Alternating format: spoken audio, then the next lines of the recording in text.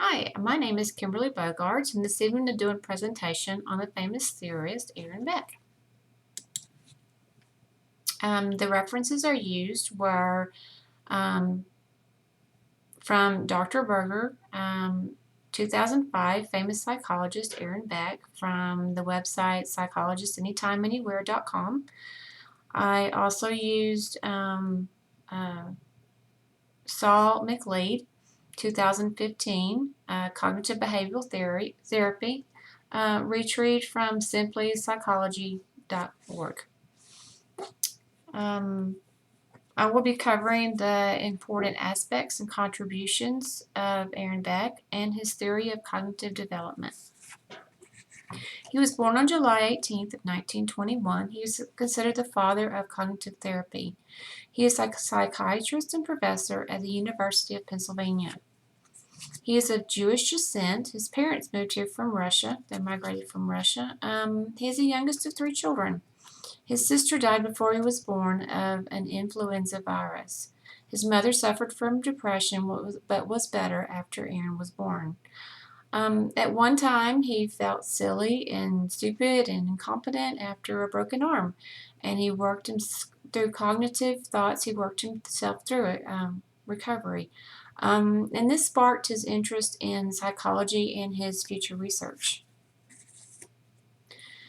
His education was from Brown University. He graduated magna cum laude in 1942.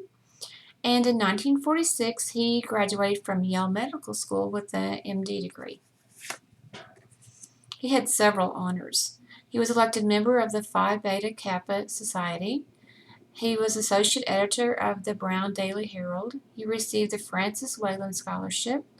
He received the William Gaston Prize for Excellence in Oratory, the Philo Sherman Bennett Essay Award, and in 2006 he received the Lasker Clinical Research Award for his creation of cognitive therapy.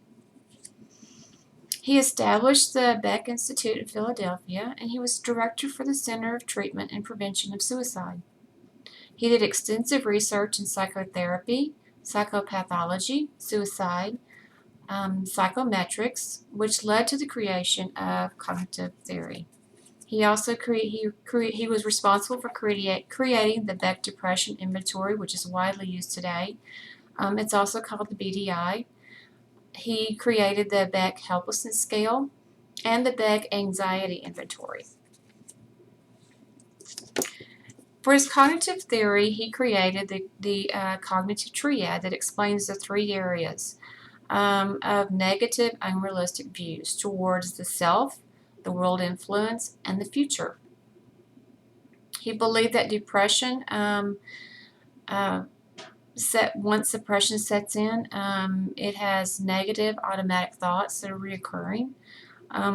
He also believed there were, as part of the process, there are errors in logic, such as an example would be magnification, minimization,